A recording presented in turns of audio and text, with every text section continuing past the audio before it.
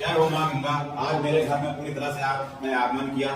आपके दर्शन करने के लिए 66-67 करोड़ देश की जनता ने आपका आशीर्वाद प्राप्त किया और आप मेरे घर चल करके मेरे घर में आकर के मुझे आशीर्वाद देने का मुझे सौभाग्य प्राप्त मिला। धन्य है। जय गंगा मैया की जय। गंगा सरकार जब सही नियत के साथ काम करती है तो क्या परिणाम आते हैं, ये बीते 4-5 सालों में यूपी ने अनुभव किया है। नमस्कार दोस्तों, ये माँ गंगा का आशीर्वाद है या फिर सरकारी निकम्मेपन का एक बहुत ही बड़ा प्रकोप। जब गटर का गंदा पानी हम कहें घरों में घुस जाए और वहाँ की जनता उसको गंगा माँ का आशीर्वाद समझ बैठे और एक सरकारी कर्मचारी रील्स बनाने में व्यस्त हो जाए, उसकी आरती उतारे, उस पर फूल अर्पित करे, तो समझ जाइएगा कि देश की नाव ना बुरी तरीके से अब डूब रही है। अब दोस्तों, ये इनकी आस्था है, मतलब कि भक्ति है या फिर अनभक्ति है या फिर एक बहुत बड़ा इन्होंने कटाक्ष किया है यूपी की सरकार के ऊपर। आपको क्या लगता है? वीडियो को पॉज करके आप मुझे कमेंट जरूर करिएगा। सो गाइस, गंगा मैया का आशीर्वाद चाहिए या बहते हुए नालों में देश की लाश, क्योंकि कई बार ऐसा हुआ है कि गटर के ओवरफ्लो की वजह से या फिर जो गटर के ढक्कन होते हैं वो खुले होते हैं, कई लोग कभी कभी उस गड्ढे में गिर जाते हैं, गिरते कहीं है, लाश मिलती किसी और जगह है। ऐसी कि लंबी चौड़ी दोस्तों फेरिस्त है और ये घटना कोई पहली घटना नहीं है कि गड्ढे में कोई गिर गया हो। जब भी कभी भी हल्की सी भी बारिश किसी भी राज्य में आती है तो यहाँ पर जो वाटर लॉगिंग होती है वो संभावना उसकी बहुत ही बढ़ जाती है। हर राज्य का यही हाल है। जी, आप दिल्ली जैसे स्थल में देखिएगा, यहाँ पे कुछ और ही हाल है।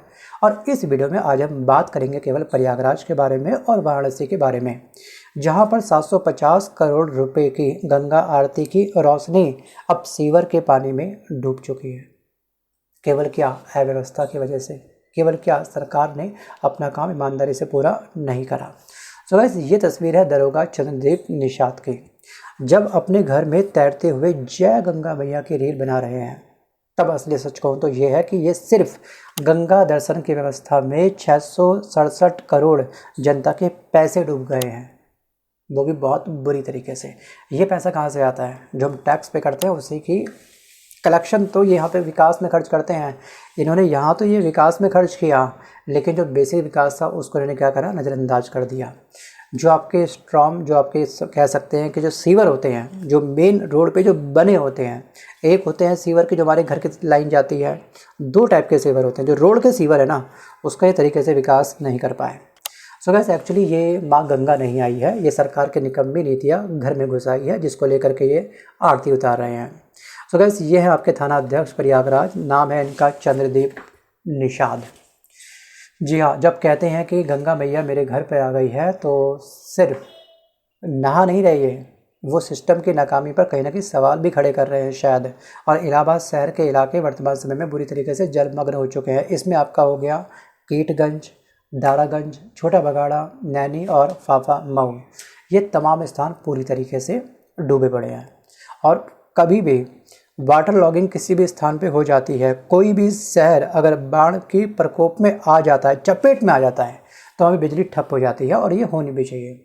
और बिजली के अलावा पानी, स्कूल, हॉस्पिटल सब नीलबड़ा सन्नाटा, सब बंद।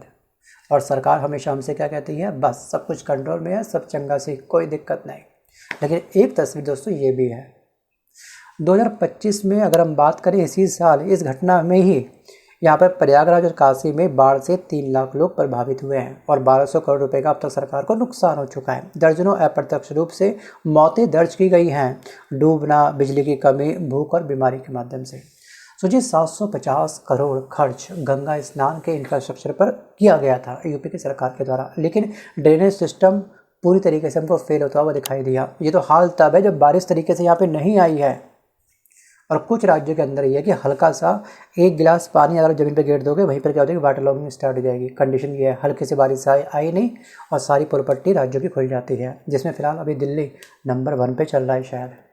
सो गाइस, एनजीटी ने इस बात को लेकर के यूपी की सरकार को 5 बार नोटिस भी भेजा था, लेकिन कोई इस नोटिस पर कोई सुनवाई नहीं हुई, जबकि एनजीटी को एक्शन ले लेना चाहिए था, लेकिन एनजीटी ने एक्शन नहीं लिया, क्योंकि कहता भी दीवाना है और सुनता भी दीवाना ही है। 2019 में बाढ़ से होने वाली मौतें लगभग दुगनी हुई हैं। 2018 के में अगर हम बात करें तो मौतें 500 थी, वही आगे जा कर के नेक्स्ट ईयर 948 हो गई। सोचिए। और यहाँ पर 2019 में प्राकृतिक शक्तियाँ जैसे कि आपके फोर्सेस ऑफ नेचर से कुल 8,145 आकस्मिक मौतें दर्ज की गई थी, जिनमें से बाढ़ की वजह से 11.6, इस पूरी मौत में 11.6% क्या था, इसका हिस्सा था जो बाढ़ की वजह से हुई थी। अब वहीं अगर हम बात करें 1990 से लेकर के 2022 तक के अगर हम फैक्ट को देखें या फिर डाटा को चेक करें तो बाढ़ और भूस्खलन और ठंडे मौसम से कुल 67,858 मौतें हुई हैं और इनमें बाढ़ का योगदान लगभग 25,123 मौतों का है, मतलब कि कुल का 4.8%। ध्यान रखिएगा 1990 से लेकर के 2022 तक। अब कुछ लोग बोलेंगे ये 4.8% बड़ा कम आंकड़ा है, ठीक है, इतना तो हो सकता है, लेकिन अगर इसी परसेंटेज में 4.8% में अगर अपना होगा ना तो ये आंकड़ा भी हमको बहुत लगेगा। बाकी जो अंधभक्त है उनके बारे में कुछ नहीं कह सकता। बट 2015 में आपको याद होगा पीएम मोदी जी ने यही कहा था ना कि हम अपनी काशी को, यूपी के काशी को क्वाटा बनाएंगे, और इनकी स्टेटमेंट आपने स्टार्टिंग में सुनी होगी। क्या सच में यूपी का विकास हो चुका है? जितना आंकड़ों में दिखाया जा रहा है क्या सच में उतना विकास हो चुका है या फिर सच में ज़मीनी हकीकत कुछ और ही है?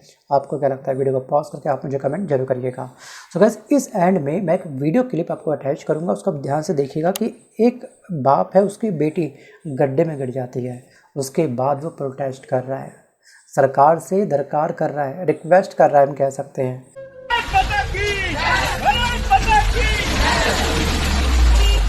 एक बात और कि अगर विकास का मतलब ये है कि नाव चलाने को कोई जिले का डीएम मजबूर हो जाए तो ये विकास नहीं है, ये विनाश है।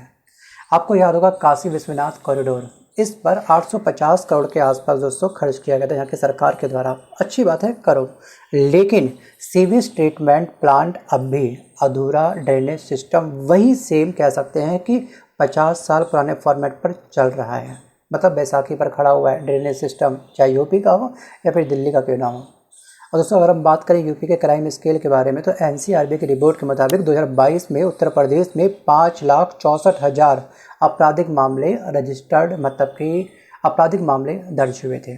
और कुछ आपराधिक मामले ऐसे भी होते हैं जो फाइनली थाने तक पहुंचते नहीं हैं, बाहर से बाहर मामला रफा दफा हो जाता है। कुछ लोग बदनामी के डर से रिपोर्ट करते ही नहीं हैं थाने में जा कर के। आज भी एक बहुत बड़ा तबका है जो समाज की बदनामी से डरता है और हर दिन यूपी के अंदर औसतन 1,550 से ज़्यादा केस दर्ज होते हैं। महिलाओं के खिलाफ अगर हम बात करें, महिलाओं के खिलाफ अपराध में जो यूपी है वो लगातार टॉप 3 रैंक प्राप्त कर चुका है। अब इसको बोलेंगे सबका साथ सबका विकास, इसको बोलेंगे अमृतकाल, आप इसको क्या नाम दोगे? वीडियो को पॉज करके आप मुझे कमेंट चाहो तो कर सकते हो, नहीं भी करोगे तब भी चलेगा। वहीं अगर हम बात करें फेक एनकाउंटर के बारे में, फेक एनकाउंटर के सबसे ज़्यादा मामले यूपी से आते हैं और उत्तर प्रदेश में ठोक दो की नीति ने कानून नहीं जंगल राज को बढ़ावा दिया है। और जब अपराधिक जेल से मर्डर करवाते हैं, आपको याद होगा बिश्नोई वाला केस, सोचिए लॉरेंस वाला केस जो था, मतलब कि अंदर जेल के अंदर बैठा हुआ सारा वीआईपी फैसिलिटी उसको जेल से प्रोवाइड हो रही है और वो जेल के अंदर से अपनी बाहर की सरकार चला रहा है, गुंडा राज की सरकार चला रहा है। तो ये बहुत बड़ा क्वेश्चन मार्क है हमारी वर्तमान की सरकार को लेकर के। सो गाइस, जहाँ नागरिकता का बोध खत्म हो जाए, यहाँ हमारी भी गलती है, जहाँ पर नागरिकता का बोध खत्म हो जाए वहाँ भक्ति ही तसल्ली बन जाती है। शायद ये दरोगा इसी तरह की अपनी भक्ति कर रहे हैं। ठीक है, सरकार से मैं क्या उम्मीद करूँ, चलो इसी को पूछ लेते हैं। मन को बहलाने के लिए गालिब ख्याल अच्छा है कि ये गंगा मैया है, ये किसी गटर का गंदा पानी नहीं है। अब दोस्तों हम बात करते हैं सामाजिक मानसिकता की थोड़ी सी हम लोग। तो गाइस, घर में गंदा पानी बह रहा है, शायद ये गंदा पानी होगा, लेकिन जय गंगा मैया की रील बना रहे हैं कुछ लोग। 668 करोड़ की आरती देख करके गर्व करने वालों को अब पानी में बहती लाशों से भी विकास दिख रहा होगा। ठीक, काफ़ी सारे गटर होते हैं, गटर के ढक्कन खुले होते हैं, लोग सीधे उस गटर में घुस जाते हैं और घुसते कहीं हैं, बॉडी मिलती किसी और जगह पर है। ऐसी एक लंबी चौड़ी फहरिस्त है भाई, मतलब ढक्कन खुले छोड़ दिए, पानी भर गया, लोगों का बैलेंस ख़राब हुआ, सीधे पैर पड़ा सीधे अंदर। अगर एक बार बंदा गटर में घुस गया तो वापस जिंदा बचना उसका बहुत मुश्किल हो जाता है, क्योंकि गटर काफ़ी गहरा भी होता है। सो गाइस, अगर 750 करोड़ गंगा स्नान में बहा दिया जाए लेकिन नाली और ड्रेनेज ना बन पाए तो समझिए ये धर्म नहीं, राजनीति का एक बहुत बड़ा ट्रम्प कार्ड खेला जा रहा है। एक वोट बैंक स्ट्रॉन्ग करा जा रहा है, आंखों पे एक बहुत बड़ी पट्टी बांधी जा रही है, उसके बीच में एक बहुत बड़ी एल्फी लिक्विड डाला जा रहा है कि अगर हम पट्टी निकालेंगे दर्द बहुत तगड़ा होगा।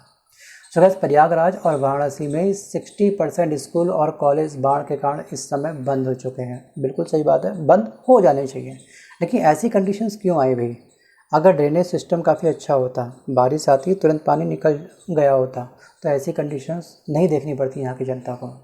और राहत शिविरों में बच्चों के पास अभी ना तो किताब है, ना इंटरनेट है ऑनलाइन स्टडी के लिए, यहाँ बिजली तो फिर है ही नहीं, बाकी सब तो चीज़ें व्यवस्था ठप हो जाएंगी। और दूसरी तरफ अगर हम कह सकते हैं, बात करें एसएससी के बारे में दोस्तों, एसएससी की तैयारी करने वाले छात्र पेपर लीक और स्कैम से त्रस्त पड़े हैं। एक तरफ भारत का युवा कितना परेशान है, मतलब कि यहाँ पर सरकार से वो माउस और कीबोर्ड की भीख मांग रहा है, और जो टीचर अपने हक की आवाज़ उठा रहे हैं छात्रों के साथ मिल करके, उनसे उनको बोला जाता है कि वो नामर्द हैं। सोचिए, अगर आपने ये वर्दी, अगर आप मर्द होते तो ये वर्दी पहनते, मैंने पहन के 2017 में उतार दी। स्टेटमेंट है कहीं ना कहीं, वो सरकारी कर्मचारी बोल रहा है, वो भी उस टीचर को जिसने उस जैसे, ठीक है, कई लोगों को इस तरह की वर्दी पहना दी है। ये है हमारा विकास। सवाल दोस्तों ये नहीं है कि एक्चुअली जो ये गंगा आरती होनी चाहिए फिर नहीं होनी चाहिए, करो, खूब करो, दिन रात करो, 24/7 करो, कोई दिक्कत नहीं है, खाना मत खाओ, अपने कर्तव्य पूरे मत करो, करो पूजा पाठ। सवाल ये है कि क्या 667 करोड़ रुपए खर्च करके भी घरों में सीवेज क्यों घुस रहा है? ये नहीं होना चाहिए था। और भारत के 112 स्मार्ट सिटी मिशन में से सिर्फ हम कह सकते हैं 31% प्रोजेक्ट ही 2025 तक पूरे हुए हैं, और बाकी बस केवल फोटो चल रही है, तिल का पहाड़ बन रहा है, केवल उद्घाटन चल रहा है, नारियल फोड़ा जा रहा है, लोगों को दिखाया जा रहा है, और लोग इस पर सच मान भी रहे हैं। लेकिन अभी भी ज़मीनी हकीकत बहुत ही अलग है। जी हाँ, आज भी गटर को साफ़ करने के लिए कह सकते हैं कि इंसानों का प्रयोग करते हैं हम लोग, जबकि विदेश में इसके लिए मशीनें आ चुकी हैं। क्या वो मशीनें इतनी महंगी है कि हमारा चौथी सबसे बड़ी अर्थव्यवस्था, क्या उन मशीनों को बाय नहीं कर सकता? क्या वो इतनी अरबों खरबों में आ रही है? क्या उस मशीन का इतना प्राइस है कि हमारा देश बिक जाएगा? नहीं। और एक तरफ आज भी काफ़ी सारी बड़ी जनसंख्या खाने के लिए तरस रही है। इस इमेज को आप ध्यान से देखिएगा। और एक बात हम सबको ध्यान रखनी है कि भूखे पेट भजन ना होत। जी हाँ, भक्ति तभी होती है जब पेट में रोटी होती है, और जब रोटी ही नहीं होगी, कर्मों के द्वारा अगर आपको आपका मेहनताना प्राप्त नहीं होगा, तो आप कब तक भूखे पेट भजन कर पाओगे? 1 दिन, 2 दिन, 1 महीना, 2 महीना, चलिए 3 महीना मान लेते हैं, उसके बाद क्या होगा? तो भक्ति अनभक्ति में जो डिफरेंस है वो आप थोड़ा समझिएगा। और कर्म ही सबसे बड़ी पूजा होती है। बाकी कहते हैं बो को कहाँ ढूंढे रे बंदे, मैं तो तेरे पास में, ना में मंदिर ना में मस्जिद ना काबे कैलाश में। मैं उस पर यकीन करूं, या फिर आज की जो ये अनभक्ति की दौड़ में जो एक मुहिम स्टार्ट हो चुकी है, कंपटीशन स्टार्ट हो चुका है, मैं इस पर यकीन करूं। Think about it. So guys, अब बात करते हैं इसके समाधान के बारे में। मतलब कि अब सवाल ये है कि इससे बाहर कैसे निकला जाए। तो सिंपल सी बात है, सॉल्यूशन नंबर 1 कि हर सरकारी दफ्तर पर एक बोर्ड लगा दो जो उनके कर्तव्य के बारे में साफ साफ उनको चेतावनी दे। चेतावनी ये कि आपकी सैलरी टैक्स पेयर से आती है। अगर आपने अपना काम ईमानदारी से नहीं करा तो ध्यान रखिएगा कि जनता टैक्स देना बंद कर देगी, आपकी सैलरी कट सकती है। जी हाँ, क्योंकि उनकी सैलरी हमारे टैक्स के बेसों से ही आती है। सॉल्यूशन नंबर 2, हर कचरा फेंकने वाले पॉइंट पर एक बोर्ड लगा दो कि यहाँ कूड़ा फेंकना अपराध है, 5,000 रुपये जुर्माना होगा। और भारत के जो कर्मचारी हैं वो इस जुर्माने वाले एक्शन पर पूरे दिल से लग जाएं। भाई, कमी जनता की भी होती है कि वो ओपन में कूड़ा फेंक देती है, वो पन्नी जाकर के गटर में घुस जाती है। गटर कोई डेली कब तक कितना साफ़ करेगा भाई? 24/7 तो गटर साफ़ होता नहीं है, ये बात भी है। तो इससे क्या होगा कि जो भारत का जो डेफिशिएट है वो ऐसे ही चंद दिनों में ही भर जाएगा। 5,000 रुपये जुर्माना लगा दो।